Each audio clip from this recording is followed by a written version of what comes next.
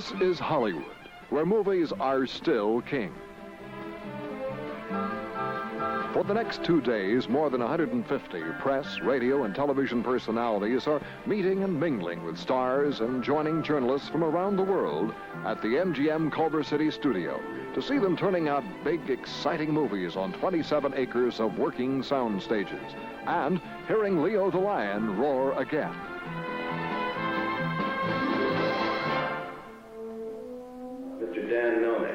This is the start of the 1975 MGM International Press Conclave in Hollywood, where mighty MGM is still king. Thank you all for coming here. It is my great personal pleasure to welcome you here on behalf of Metro-Goldwyn-Mayer, a company that has excelled in the art of making movies for many, many years, and United Artists, a company that is expert in the business of distributing movies. The welcoming sign you saw as you entered the studio stated that we have invited you here to celebrate the fact that the lion roars again. But that's an oversimplification. The fact is that the lion is not roaring again. It never stopped. There have been periods so awesomely successful that they boggled the mind. And there have been bad times, too. Times that tested the studio's guts and staying power in the industry's bitterest struggle for survival. But in all of those times, both good and bad, the lion never lost its roar. There may have been a few times when the most famous lion in the world sounded like a kitten, but loud or soft, happy or sad, Leo never stopped. Metro-Goldwyn-Mayer knows only one direction today, and the direction is up. There is an excitement on this movie lot today that is a delightful reflection of those golden days of Gable and Garbo and Crawford and Barrymore and Garland and Tracy and Dressler and Beery and Garson and Muni. And if I were to mention them all, we'd have to send out for lunch. Gentlemen and ladies, as far as Hollywood and particularly MGM is concerned, the joint is really jumping. As soon as I stop talking, you will be on your way to the many events that spotlight the MGM screen product. Your first stop will be the world's largest soundstage, where you will be shown what life will be like in a city of the 23rd century. The first thing we see is on stage 15. It's an eerie, three-dimensional hologram of Michael York, the star of Logan's Run. York plays one of the Sandmen, the futuristic police of this story set in the 23rd century. There are also imaginative rooms and devices that make up this future world. These immensely creative sets are part of the headquarters for the Sandmen.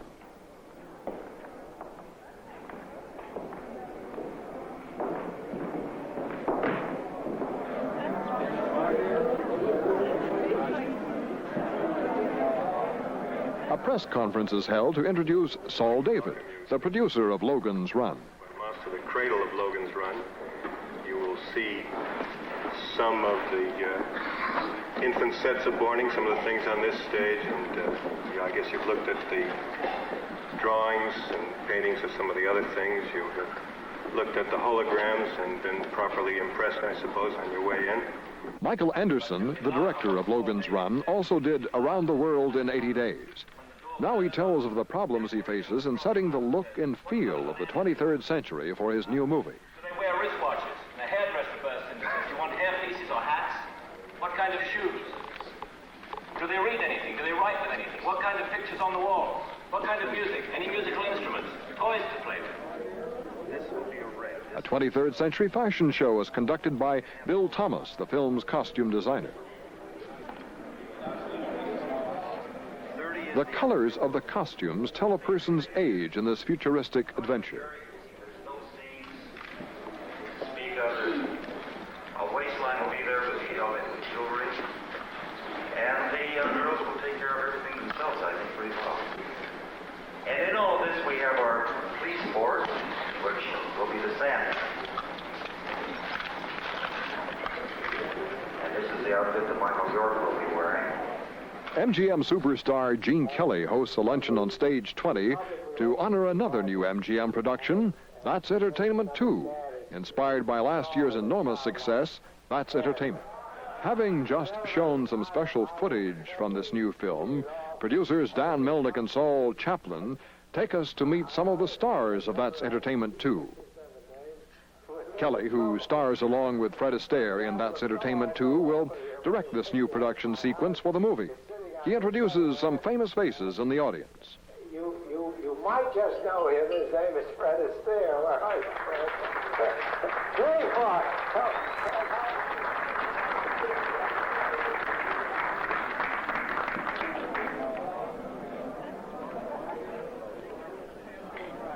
Besides Fred Astaire, Gene greets such luminaries as Eleanor Powell, Katherine Grayson, Russ Tamblyn, Bobby Van, and Tom Drake. It's nice to work this way, lunching with the stars. As we look around the room, we see that at each table, one of the famous MGM stars is seated with journalists who have flown in from around the world, lunching on a variety of delicious delicacies catered by one of Hollywood's most famous restaurants. Indeed, it was a gala occasion enjoyed by one and all. I just enjoyed the movie, and I thought it was good, and it wasn't too sweet. I thought they Conventional wisdom in the motion picture business over the last 30 years, certainly the last 20 years, was that overseas audiences did not respond to American musicals. So that in almost all cases, when we would ship, long before my time, when they would make a musical, like Singing in the Rain or Gigi or something, and they sent it overseas, they would clip out the musical numbers. They had to carry me off the set the first night. No, seriously, the two guys picked me up and put me in a car, and I didn't think I'd make it the next day. I went into a hot tub, and I was sick for a year after that picture. Really? Well, I jumped up and down for 4 days. I did, I don't know, 4,000 hops or something like that. They counted it. Busby Berkeley did that. The All-American Girl is another film about to go into production. Van Melnick introduces the director at the MGM Theater. I would like to introduce you to Jerry Schatzberg. Jerry? The activities at the press conference include meeting the author of The All-American Girl, Brenda Perloff, and the star of the new film, Stockard Channing. Miss Channing, who is now making her mark in The Fortune with Jack Nicholson and Warren Beatty, takes part with the others in the question and answer session that follows the introductions. The exclusive and beautiful Hillcrest Country Club in Beverly Hills is the scene of a cocktail party and dinner for the producer and stars of MGM's new film, The Sunshine Boys. George Burns is on hand. Hard for me to work without my cigar. Dick Benjamin, too, with wife Paula Prentice.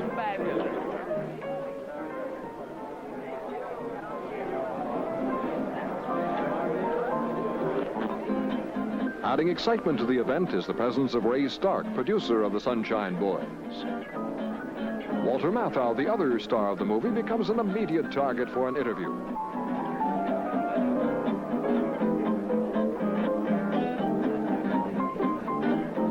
By 7:45, the time of the dinner party, some of us have a sunshiny glow on.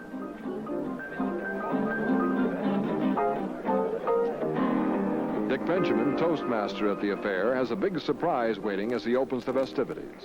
It's his birthday. I wish to welcome you here on behalf of MGM and the Sunshine Boys.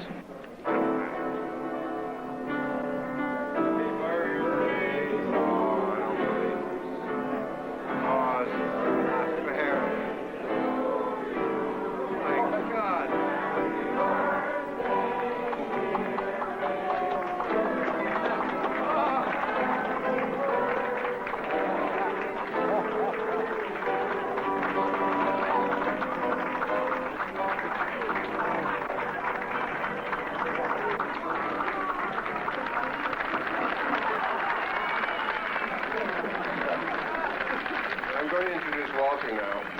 I liked him an awful lot, Walter Matthau.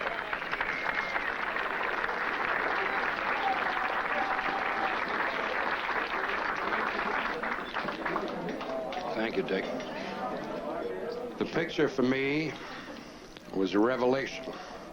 We worked at it for 3 weeks, and then we shot it for 11 weeks, and it never changed. And every day was a simple joy. I enjoyed getting up in the morning. I enjoyed the 2.5 hours of makeup. And I enjoyed everything about the picture. And when it was done, I was sure it would be a bomb, because if you enjoy yourself while working, it's no good. Nice guys finish last. And I want to thank everybody who was responsible for that, because I think it was one of the most delicious moments of my lifetime. Thank you. Perhaps George Burns can shed some light on the situation.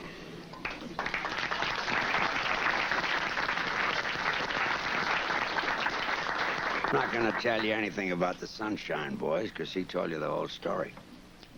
I'm very happy to be here, and I know you're all guests of MGM and the United Artists. I hope you're all having a marvelous time.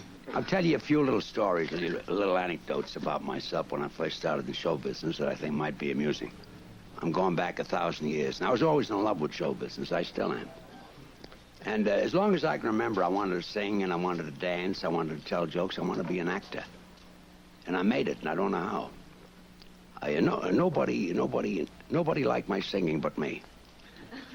I'd be standing up there looking at the audience, singing my heart out, and the audience would despise me. I got so used to being despised that I thought I was doing well. Then I was a buck dancer, but I could only tap with my right foot. I guess my left foot wanted me to go into some other business. And then I did a dramatic sketch, and everybody laughed. And I became a comedian, and nobody laughed. So I decided to become a straight man. And a straight man does absolutely nothing. All he does is repeat questions. Like if the comedian or the comedian asks a question, all you do is I repeat the question, and they've got the punchline. They get a laugh. They tell a joke, and I'm in show business. And it worked. After he finishes his monologue, George Burns has a treat for us. He crosses the room to a piano and his accompanist, and treats us to two songs that he has been famous for many years. Pretty girl had a problem with her husband. They parted and each went a different way. She sat down and wrote her ex a letter, and here is what the lady had to say. I'm returning every present that you gave me. I'm sending back each letter that you wrote. All the sweet momentums that we cherished. The locket that I wore around my throat. Enclosed you'll find the mortgage on the house, dear. That unfair you must admit is true. I'm returning everything except the baby. That's one thing that I didn't get from you. That's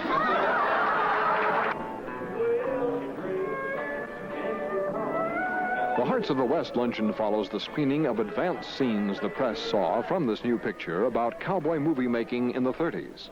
It's held appropriately in one of MGM Studios' famous sets, a Western saloon on stage 11. Howard Zeep is the director of The Hearts of the West, I reintroduce to you this afternoon, which co-stars Jeff Bridges, Andy Griffith, and Alan Arkin. a live young producer in Hollywood today, Tony Bill, your host for luncheon. Tony? Tony Bill, the producer, tells what went into the making of Hearts of the West. Tony began his career as an actor with Frank Sinatra in Come Blow Your Horn, and has risen to prominence as the producer of The Sting. At least as well as what you saw today. A lot better and a lot more of it. So I hope you all enjoy it when it gets finished and it comes out. Thanks for coming today. A Hollywood premiere in the grand style climaxes the 1975 MGM International Press Conclave. The Wind and the Lion Gala Affair brings out stars and celebrities. Rhonda Fleming, Loretta Swit, star of TV's MASH, George Kennedy, MGM President Frank Rosenfeld.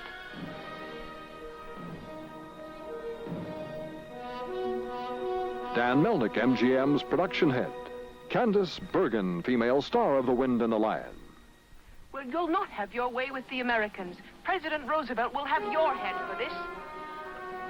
Roosevelt? This President Roosevelt?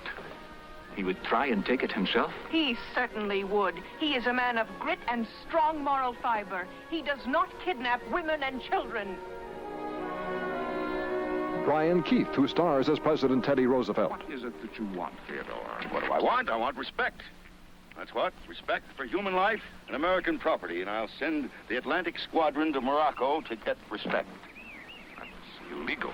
Oh, why spoil the beauty of a thing with legality? Charge!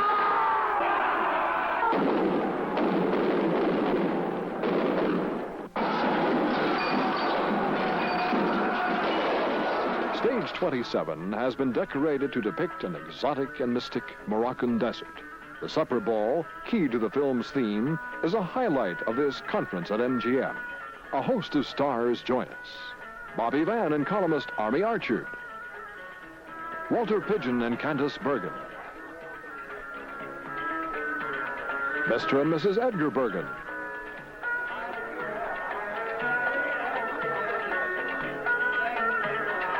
Richard Pryor and Edie Williams. Brian Keith and director John Milius. Vince Edwards.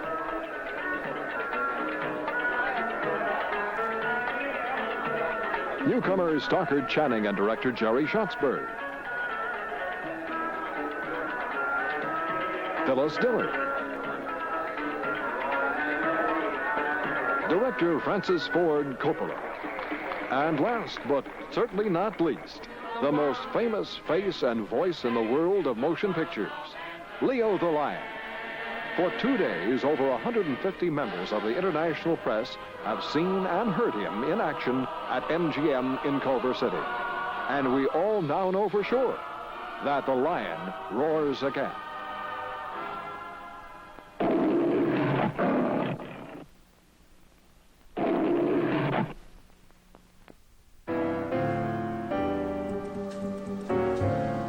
I'm aiming to do this. Paint with light. This expression is sort of the essence of Jimmy Stewart, because he's kind of looking up from under his eyebrows, and there's that sort of half smile.